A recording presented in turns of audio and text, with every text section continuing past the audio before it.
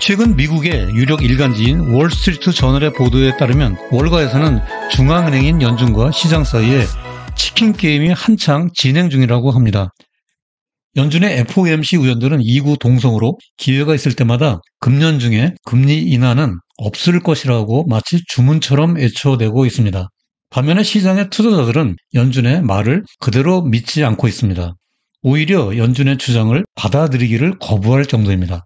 연준은 시장을 향해 우리를 잃어들지 말라고 경고성 메시지를 거침없이 쏟아내고 있지만 시장의 반응은 냉담하기만 합니다. 따라서 오늘 포커스 네트워크는 치킨 게임이 벌어지고 있는 이유, 연준과 시장의 쟁점, 그리고 누가 과연 승자일까에 대해서 살펴보도록 하겠습니다. 영상 끝까지 시청해 주시고 구독과 좋아요 미리 감사드립니다.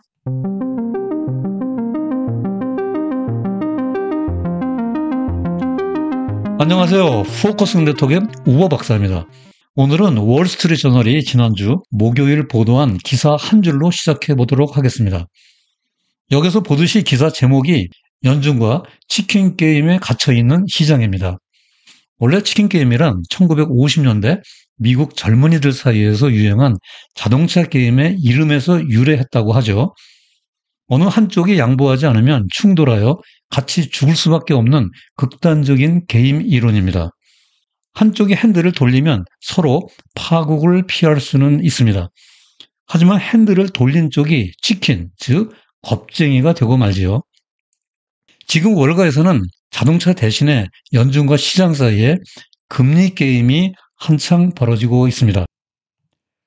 즉 시장의 투자자들은 연준이 이르면 금년 하반기 중에 금리를 인하하는 것에 내기를 걸며 확신하고 있습니다. 반면에 중앙은행, 즉 연준은 그 반대로 금년 중에 금리 인하는 절대 없을 것이라고 말합니다. 실제로 최근에 공개된 12월 FOMC 의사록에도 올해 금리 인하가 적절하다고 생각하는 의원이 19명 중 1명도 없을 정도였습니다. 그러면 왜 연준과 시장 사이에 이러한 치킨 게임이 벌어지고 있을까요? 뱅크 오브 아메리카의 리서치 전략팀장인 카바나의 말을 들어보겠습니다. 그 이유는 매우 단순하다. 연준과 시장이 인플레이션에 대해 지극히 다른 시각을 가지고 있기 때문이다. 시장은 인플레이션이 연준의 예상보다 한층 더 빠르게 하락할 것이라고 생각한다. 라고 말하고 있습니다. 그렇습니다. 연준은 인플레이션 2% 목표를 달성하기 위해서 전력 투구하고 있습니다. 그러나 시장은 역대 초고속 압축적 금리 인상이 몰고 올 경기 침체 가능성에 잔뜩 긴장하고 있습니다. 그러면 연준의 포워드 가이던스는 믿을만 할까요? 여기서 포워드 가이던스란 전에 설명한 대로 중앙은행이 향후 경제 상황에 대한 평가를 토대로 미래의 통화 정책 방향을 예고하는 일종의 정책 커뮤니케이션 수단이라고 할 수 있습니다. BNP 파리바 그룹의 글로벌 수석 전략가 린튼 브라운의 말을 들어보겠습니다. 시장의 투자자들은 연준의 말을 그대로 받아들이지 않는다. 시장은 연준의 포워드 가이던스가 그다지 큰 신뢰도를 가지고 있다고 생각하지 않는다. 그 이유는 연준이 오로지 데이터에만 의존하고 있고 그 데이터는 늘 변동성이 있기 때문이다. 연준은 원래 시장에서 일반 대중들의 여론이 너무 긍정적으로 쏠려가는 것을 그냥 놔두고 싶어 하지 않는다. 그렇습니다. 파월 의장이 항상 데이터에 기반한 정책 방향을 강조하지만 데이터는 항상 변하게 마련이고 잘못된 신호를 내보낼 수도 있습니다. 그래서 파월 의장은 연준의 경제 전망, 즉 SEP에 한계가 있을 수 있다고 고백한 적이 있습니다. 경제 전망에 대한 불확실성이 매우 높을 때 나는 의무적으로 가능성이 높은 시나리오 하에서 가장 적절한 기준금리 예상 경로를 기술해야 한다.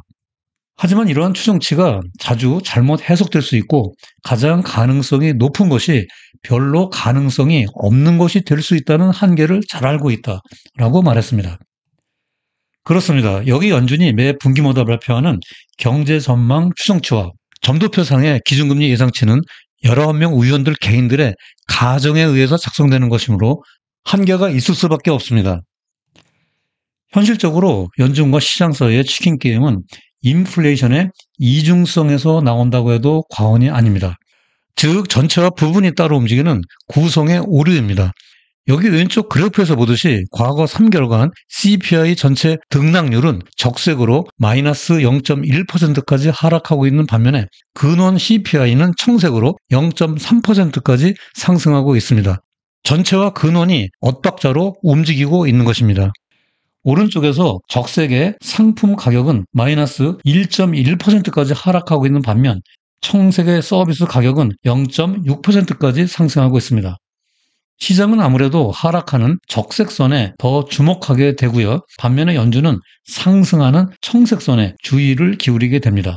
특히 임금을 포함하고 있는 서비스 가격의 상승은 초고속 금리 인상에도 꿈쩍도 하지 않고 있는 노동시장의 과열 상태를 반영하고 있는 것으로서 연준으로서는 긴장감을 늦출 수가 없습니다.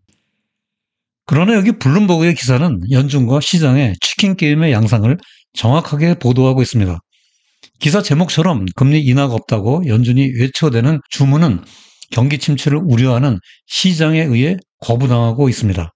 즉 정책 이반자인 연준은 2024년에 들어가기까지 고금리가 유지되어야 한다고 고집하고 있습니다.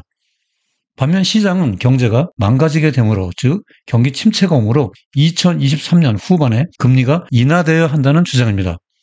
현재 연준과 시장 사이에 치킨 게임이 한참 벌어지고 있는 것입니다. 그러면 연준이 금년 중에 금리 인하가 없다고 강조하는 몇 가지 구체적인 이유를 살펴보겠습니다. 우선 위 그래프에서 경직적 근원 CPI를 한번 볼까요? 애틀란타 연방준비은행이 발표하는 이 지표는 양다리를 걸치지 않습니다. 한번 방향성이 정해지면 반대 방향으로 잘 움직이지 않는 끈적끈적한 가격 변수들만 모아놓았죠. 즉 렌트비와 의료비, 교육비 등이 대표적입니다. 이 지표는 전년 동기 대비 기준으로 플러스 6.6%로 여전히 가파르게 상승하고 있습니다. 1982년 이후 최고치입니다. 다행히 이 지표는 후행성이 강합니다. 하지만 이 지표가 꺾이면 확실히 인플레이션의 끝이 보인다고 할 수 있겠습니다. 한편 아래 그래프에서 임금 상승률이 둔화되고는 있으나 과거에 비해서 플러스 4.6%로 여전히 높은 수준입니다. 임금이 충분히 조정되고 있지 않은 한 서비스 가격의 하락을 기대할 수는 없습니다. 더군다나 노동시장은 여전히 식을 줄을 모릅니다. 왼쪽 그래프에서 12월 실업률은 3.5%입니다. 1969년 이래 최저치입니다. 오른쪽 그래프에서 지난해 11월 구인 건수, 즉 채용 공고는 1045만 건으로 예상을 웃돌았습니다. 실업자는 약 610만 명이고요. 실업자 1명당 1.7개의 일자리가 있다는 것입니다. 즉 노동시장이 초과 수요 상태라는 것이죠. 임금 인상 압력이 있을 수밖에 없는 구조입니다. 다음으로 시장의 관점에서 살펴보겠습니다. 시장은 2023년 후반에 연준이 금리를 인하할 것으로 기대하고 있습니다. 그 첫 번째 이유로 시장은 연준보다 인플레이션이 더 빠른 속도로 둔화될 것으로 예상하고 있습니다.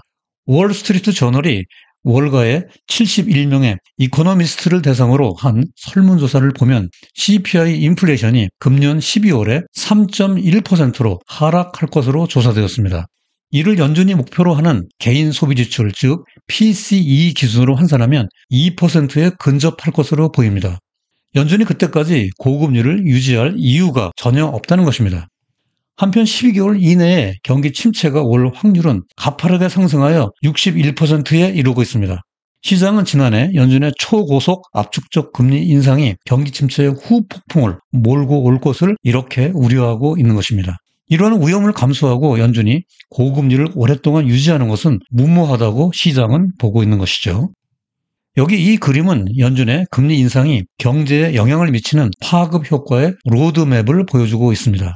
금리를 인상하면 제일 먼저 주택 경기가 둔화되고요. 제조업의 신규 주문 건수가 줄어들고 기업 이익이 감소하며 고용이 줄어드는 순서로 실물 경제에 파급되어 갑니다. 이 네 가지, 즉 하우징, 올더, 프로핏, 임플로이먼트의 첫자를 따서 호프라고 합니다. 주택시장지수 NAHB는 2020년 11월에 정점을 찍고 금년 1월에 35까지 하락해 있습니다. 제조업 신규 주문도 2021년 3월에 정점을 찍고 지난해 12월 45로 주저앉았습니다. 이 두 지수들이 50 이하이면 악화를 의미하므로 주택시장과 신규 주문은 이미 둔화되었습니다. 다음 순서는 기업 이익과 고용입니다. 기업 이익은 S&P 500 EPS를 기준으로 작년 6월에 정점을 찍고 하락 중입니다. 노동시장은 아직 탄탄하지만 고용 한파가 언제 밀려올지 모릅니다. 이렇게 경기 둔화를 넘어 경기 침체에 어두운 그림자가 밀려오는데 연준이 고금리를 고집할 수 없다고 시장은 예상하고 있습니다. 그러면 연준과 시장 중 어느 쪽을 더 믿을 수 있는 것인지 포커스 포인트로 정리해 보겠습니다.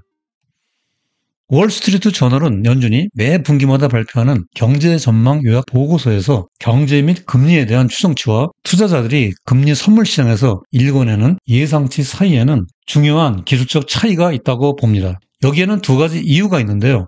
먼저 연준의 기준금리 미래 추정치는 19명의 FOMC 의원들이 자신의 경제 전망에 따라 점도표에 개별적으로 기입한 금리의 단순 평균치입니다. 그러나 이 예측치는 일반적인 경제 상황에서 연준이 어떻게 반응할 수 있는지 하나의 가능성만을 나타내줄 뿐입니다. 반면에 시장의 투자자들은 금리, 통화 선물 시장에서 확률에 기반한 가중치를 사용하여 금리 예측을 하므로 서로 다른 경제적 시나리오를 보다 정확하게 읽어낼 수 있습니다. 자, 그러면 연준과 시장의 치킨 게임에서 승자는 과연 누구일까요? 포커스 네트워크는 FOMC 의원들이 점도표에 기입한 단순 평균치로 금리 경로를 전망하는 연준보다 확률에 기반한 가중치를 사용하여 금리를 예측하여 경제 시나리오를 읽어내는 시장의 힘에 더 믿음이 갑니다. 따라서 시장이 승자가 되어 금년 하반기에 금리 인하로 피벗되고 경기 침체가 오더라도 가벼운 연착륙으로 지나갈 수 있는 가능성이 더 높다고 봅니다. 그러나 최종 판단은 각자의 몫이므로 다른 인사이트가 있으신 분들은 댓글을 많이 남겨주시기 바랍니다. 여기 블로그 우보의 경제나무 링크에 들어가면 영상 전체의 방송 대본을 읽어볼 수 있으니 많이 활용해 주시기 바라고요. 가족과 함께 즐거운 설 명절 보내시고요. 다음에도 여러분들의 경제 지식을 넓히고 경제 생활에 도움과 힘이 되는 유익한 영상으로 또다시 찾아뵙겠습니다. 지금까지 끝까지 시청해 주셔서 대단히 감사합니다.